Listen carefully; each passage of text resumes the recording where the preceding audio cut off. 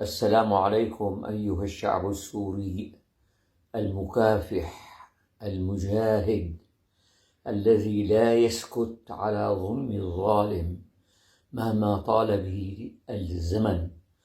فأنا شاهدت فرنسا عندما خرجت من سوريا مطرودة مهزومة، فلم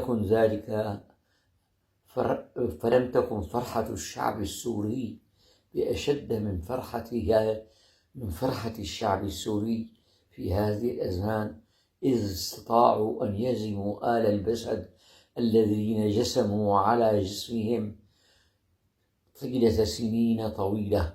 فالحمد لله الذي خلصنا من آل الأسد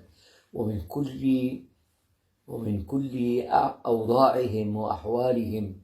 فالله عز وجل شاء لنا أن نتحرر وأن نتخلص من هؤلاء الذين أرادوا فينا أن يكونوا أبداً على صدورنا وعلى قلوبنا وعلى جسومنا، وأن يحتلوا هذه البلاد احتلالاً كأنهم أصحابه وهم بعيدون جداً عنهم.